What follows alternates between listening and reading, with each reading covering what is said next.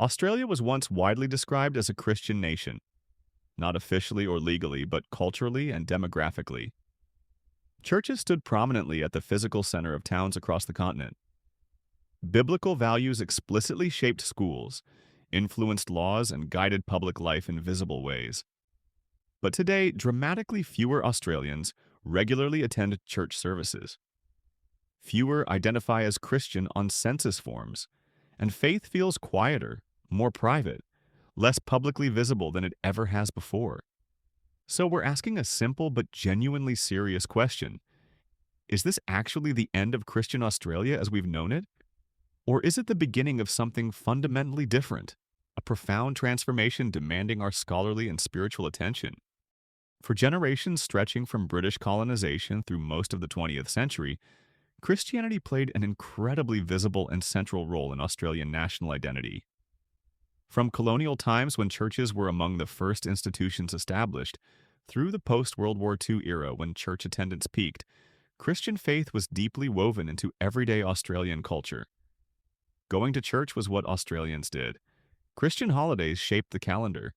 Biblical references filled public speeches. But societies inevitably change over time. Cultures naturally evolve through generations, often in ways that challenge established norms. So the fundamental question becomes, has Christianity actually disappeared from Australia, vanishing as a cultural force and personal belief? Or has it simply changed shape, taking new forms that are less visible but potentially just as meaningful to those who hold them? For researchers, this isn't merely a demographic shift. It's a complex sociological and theological puzzle. For Christians, it's a call to profound self-reflection and discernment about the nature of faith in a post-Christian context. Census data from recent decades shows a clear, steady decline in the percentage of Australians identifying as Christian when asked about religious affiliation. Church attendance has dropped significantly across almost all denominations: Anglican, Catholic, Protestant, and others. Buildings that once held hundreds now serve dozens. Some churches have closed entirely or been converted to other uses. These are objective, measurable trends that can't be disputed, forming the empirical bedrock for our discussion. At the same time, though, survey research consistently shows that interest in spirituality broadly defined, in ethical living, and in personal belief systems hasn't disappeared. It's just taking different forms. This suggests a more nuanced reality than a simple narrative of religious decline. Researchers must ask, what are these new forms, and how do they relate to traditional Christian frameworks? John 8:32 quotes Jesus saying, "You will know the truth, and the truth will set you free." So we're forced to ask, does declining religious affiliation on census forms necessarily mean declining actual faith and spiritual life among Australians? Or does it primarily mean declining trust in and identification with religious institutions? Because those are actually different phenomena, with different implications for what's happening spiritually in Australia, demanding distinct analytical approaches. For Christians, this verse challenges us to seek truth beyond institutional structures. This distinction is critical for both researchers and believers. Are we witnessing a decline in religious practice or a decline in religious belief? The former might indicate institutional challenges, while the latter points to a deeper societal shift in worldview. Understanding this difference is paramount for accurate analysis and effective spiritual response. In the past, especially in mid-20th century Australia, Christianity was very often cultural rather than deeply personal. It was something you inherited from your family and community rather than consciously chose for yourself. You were Anglican or Catholic because your parents were, because everyone in your neighborhood was. Church attendance was expected socially even if personal belief was uncertain. This cultural Christianity provided a social glue, but perhaps lacked deep individual conviction. Today, that cultural Christianity has largely collapsed. Belief now tends to be much more personal, deliberately selective about what aspects of faith to embrace, and significantly less publicly visible. Many Australians now describe themselves as spiritual but not religious, interested in transcendence without institutional affiliation. This phenomenon, often termed individualized spirituality, presents a significant challenge to traditional religious studies paradigms.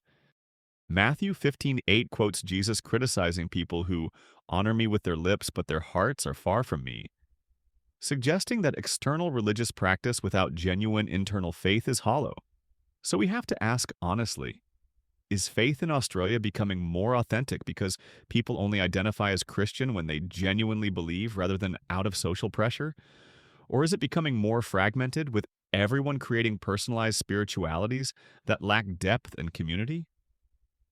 Both could be true for different people, and this tension is central to understanding contemporary Australian spirituality. For Christians, this passage is a stark reminder that true faith transcends mere cultural adherence. It calls for a genuine, heartfelt commitment. For researchers, it highlights the methodological difficulty of measuring authenticity and the complex interplay between social conformity and individual conviction in religious identity. Modern Australia is dramatically more diverse than it was 50 years ago, culturally, ethnically, and religiously through immigration from Asia, the Middle East, and everywhere else. It's more secular, with less automatic deference to religious authority in public life. It's more globally connected through technology, travel, and media exposure to different worldviews. Science and reason carry more cultural authority than tradition or revelation for many Australians. Multiculturalism means encountering people with completely different beliefs regularly. Traditional sources of authority, including religious institutions and leaders, get questioned constantly rather than accepted automatically. This societal shift, often described as the disenchantment of the world, profoundly impacts religious adherence. 1 Thessalonians 5:21 says, "Test everything, hold fast what is good," encouraging discernment rather than blind acceptance. So here's the crucial question. Does this modern environment inevitably weaken Christianity by removing the cultural supports that sustained it? Or does it actually challenge Christianity to adapt, to refine its message for new contexts, to become more resilient by learning to exist without cultural dominance? Because those lead to very different futures, requiring distinct strategies from Christian communities and different analytical frameworks from researchers. This verse speaks directly to the researcher's imperative for critical inquiry and the Christian's call to thoughtful engagement. How does faith navigate a world that demands evidence and questions authority? Is this an existential threat or an opportunity for a more robust, intellectually defensible faith? Many churches across Australia are genuinely struggling to connect with younger generations who see traditional worship and church structures as irrelevant or off-putting. Millennials and Gen Z show up in much smaller numbers than their parents and grandparents did. This demographic shift within congregations is a critical area of study for religious sociologists. Other churches are actively rethinking fundamental questions about how worship should happen, how leadership should function, and what Christian community should look like in the 21st century. Important questions are emerging from within Christianity itself, not just from external cultural pressure. This internal theological and practical debate is as significant as external societal changes. Should the church primarily preserve tradition, maintaining historical practices, liturgy, and theology that have sustained faith for centuries? Or should it fundamentally reimagine itself for contemporary culture, changing everything that can change while keeping only core beliefs? Can ancient faith developed in radically different cultural contexts speak clearly and compellingly in a modern secular world? Or does trying to make it relevant inevitably mean compromising essential elements? Different churches and different Christians answer these questions in completely opposite ways, leading to diverse expressions of faith and ongoing internal tensions. For researchers, these internal debates offer rich ground for studying religious adaptation and institutional change. For Christians, these are urgent, existential questions about faithfulness and mission. How do we remain true to the gospel while speaking a language that resonates with a skeptical generation? While Christianity is clearly declining in parts of the Western world, including Australia, Europe, and increasingly North America, it's simultaneously growing rapidly in other regions. Africa, Asia, and Latin America are experiencing explosive Christian growth. The geographic center of Christianity has shifted dramatically from the global north to the global south over the past century. This broader global context raises a really important question about what's happening, challenging any Eurocentric view of religious trends. Is Christianity actually fading as a world religion, experiencing inevitable decline in the face of modernity and secularization? Or is it simply shifting geographically and culturally, remaining vibrant but in different places and in forms shaped by different cultures than European Christianity? Luke 17:20 says, "The kingdom of God is not coming with signs to be observed," suggesting God's work isn't always obvious or measurable. Maybe Christianity's future in Australia looks different than its past, but maybe that's transformation rather than death. This global perspective is crucial for researchers to avoid parochial conclusions. It reminds Christians that the story of faith is much larger than any single nation. The vitality of global Christianity offers both a challenge and a source of hope for Australian believers. If churches close their buildings but Christian values about compassion, justice, and human dignity remain embedded in Australian culture, has faith actually gone? If belief moves from public buildings to intensely personal private life, is Christianity genuinely weaker or just quieter and less visible? History consistently shows that faith traditions often transform dramatically rather than simply disappearing. Christianity itself has taken radically different forms across centuries and cultures while maintaining some core continuity. Medieval European Christianity looked nothing like early Christianity. Modern Pentecostalism looks nothing like medieval Catholicism. Yet they're all recognizably Christian, demonstrating faith's remarkable adaptability.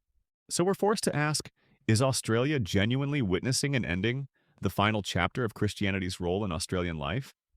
Or is this actually a transition, a difficult, uncertain period of transformation, where old forms are dying but new forms might be emerging?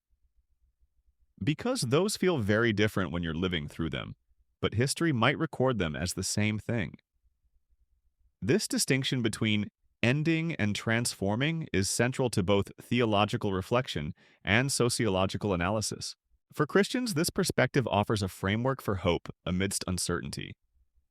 For researchers, it demands a long-term historical view, recognizing that religious change is rarely linear or simple. Let me leave you with some important questions without clear answers, questions that demand both scholarly rigor and spiritual introspection. What does Christian faith actually look like when it exists without cultural dominance or social pressure? Can genuine belief survive and even thrive when it's countercultural rather than mainstream?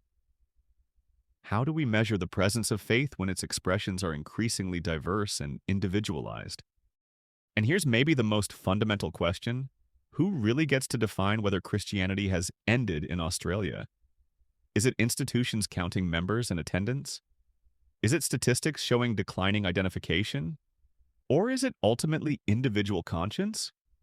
Whether Australians still believe and live according to faith, even if they don't attend church or check the Christian box on forms? These are not easy questions, but they are essential for understanding the spiritual landscape of our time. The story of Christianity in Australia is absolutely still being written right now in real time. We don't know how this chapter ends because we're living through it. Whether this particular moment in Australian history ultimately gets remembered as decline, transformation, or unexpected renewal remains a genuinely open question, one that will be shaped by history's long arc, by choices individuals and communities make, and by belief itself. This is the Scholar's Ledger, where history, faith, and power are revealed. We invite researchers to delve deeper into these complex trends, and Christians to engage thoughtfully with the challenges and opportunities of this new era. Subscribe, share your thoughts in the comments, and join us in the search for truth and understanding in a rapidly changing world. Let's collectively explore what it means to be a person of faith or to study faith in contemporary Australia.